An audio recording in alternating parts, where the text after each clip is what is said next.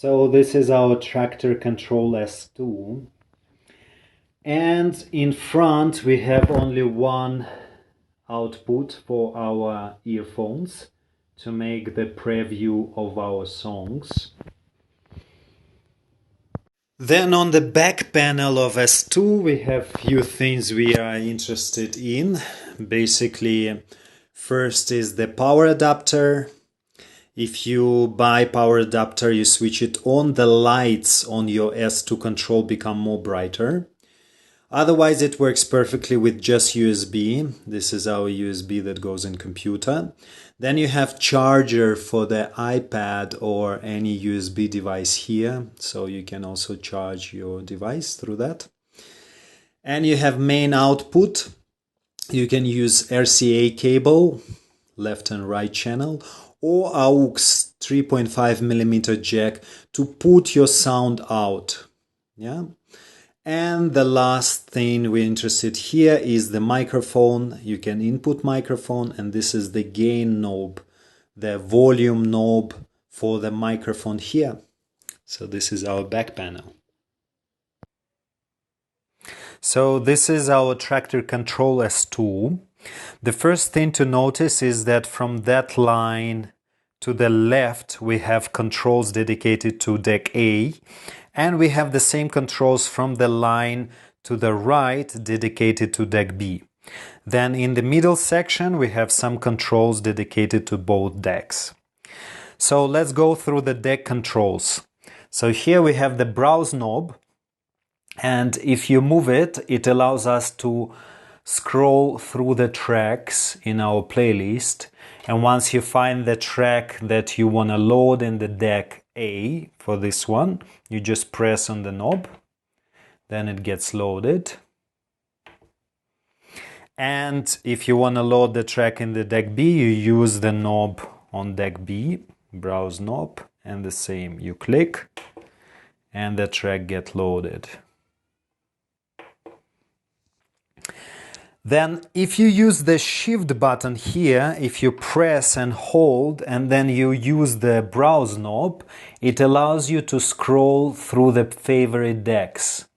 Now you can see I'm moving through the favorite decks, and you can find the playlist you like, and then you remove the shift and then you just scroll through the playlist you like.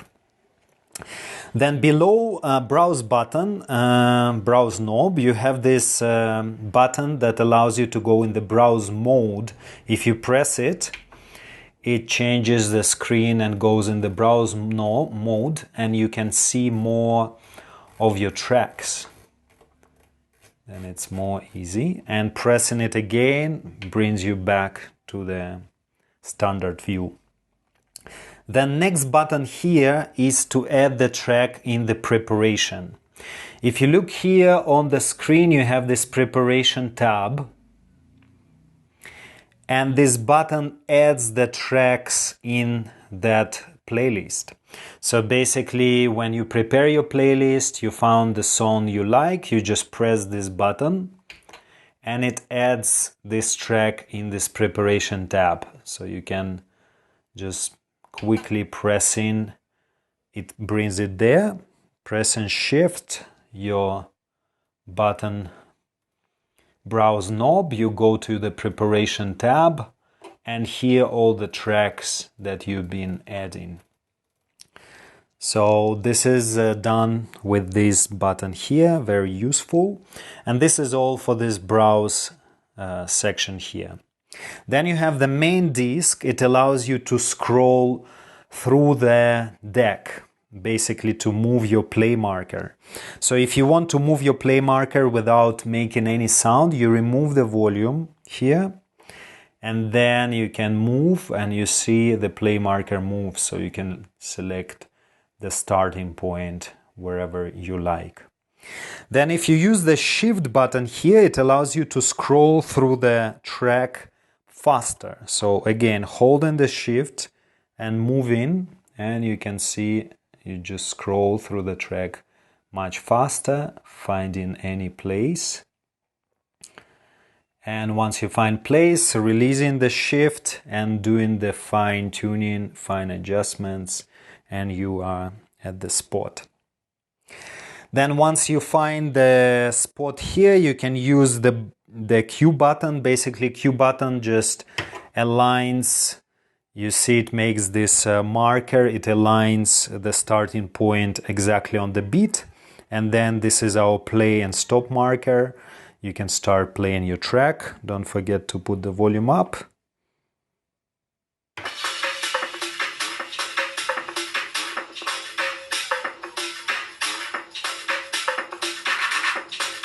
And playing your track. Okay, then going next here. So here you have the sync button to synchronize. Once it's on, it activates the sync, synchronizing the track. Off, deactivates it. Here you have the key lock. I recommend to switch it always on.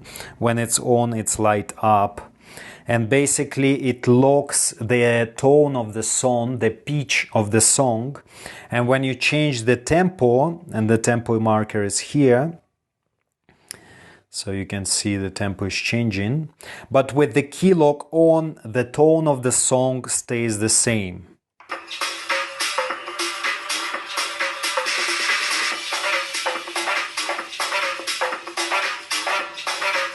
So we only have speed changing. But if you switch the key lock off, then if you play the song, you will hear that the tone also changes with the speed. If you change the speed, it also changes the tone.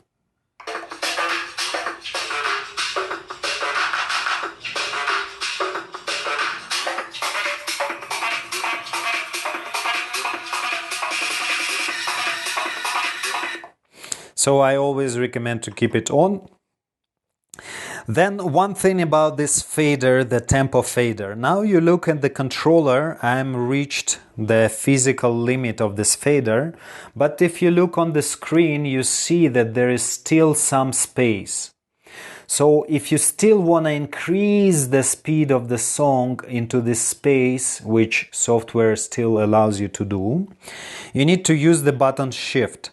So basically, holding the shift, and you can move your control or your fader up. You see I'm moving our fader up. But on the screen, it did not move. It just stayed in the same position. Then what I do, I release the shift, and now I can go down, and if you can see, I can reach all the way to the limit. So this is done with the shift. When we hold the shift, we press and we move our fader. Our actual fader in the software, it's not changing, while physical fader we actually move. So that's how you can get extra limits and use your fader. Then here you have the cue points tabs. Basically, when the cue points here in Traktor are empty, you just press the cue point on your controller. It adds a cue point. You see, just now it added cue point.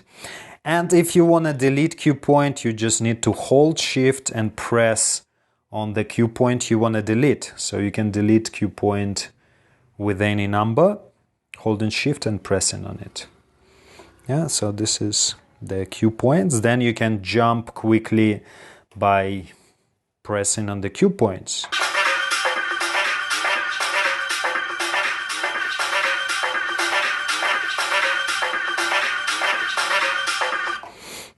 Okay, then here on top we have few buttons. On the right we have the loop. Basically this knob, if you can see, it changes the loop size. And once you found the size of the loop you like, pressing on the knob activates the loop, creates the loop of that size and activates. And this is done to create and activate the loop during your gig. So when you're playing, you can select the size and activate the loop.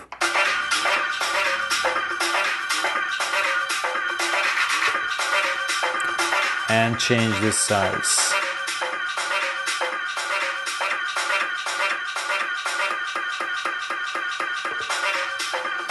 So pressing it second time deactivates this loop. Okay, so this is for creating loops. And then here we have the move button. Basically what it does, it moves it kind of jumps our play marker, but the size which is selected in the loop. So if you put here using this knob the larger size and then use the right knob, it's gonna jump. You see it's jumping the track to that size. Yeah, you can move it 4 bits, then it's gonna jump 4 bits in front. So it's to jump in your track but certain amount of bits, which the same as loop size. But what is interesting about this knob here, you can, by pressing it, it activates the loop that is already created. So let's say if in your track you have some loop already created and saved, and it's not active, and you want to activate the loop that is already created, then you use this knob here. So your track is playing, you just click on it and it activates it.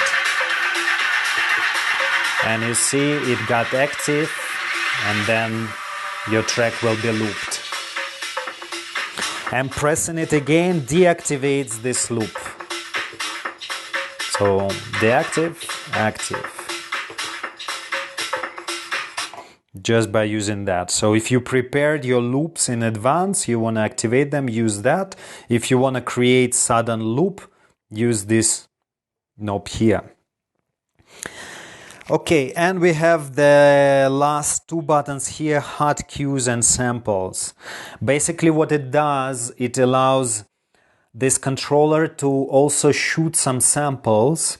So if you play with 4 decks, selecting 4 decks here, and you have some samples prepared in your deck C and D, you can use this button to activate those tabs here to shoot 4 samples in the deck C.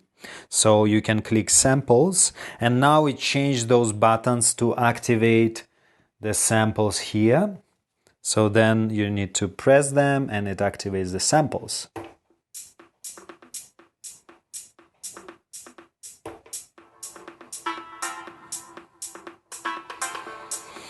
Then the buttons down mute the sound. It still plays, but it's got muted.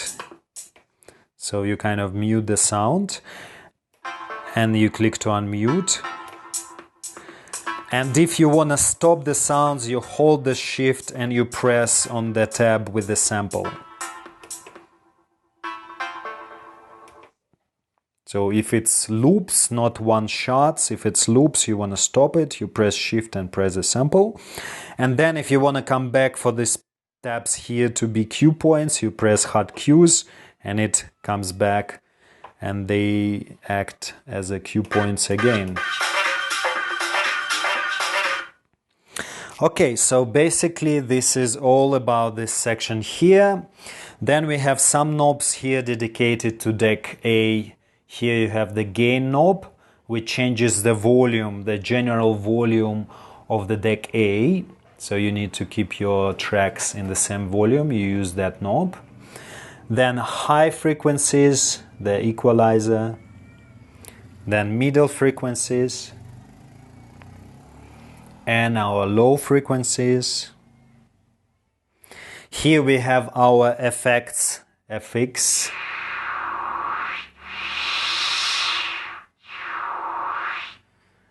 Creating some effects, and our volume fader.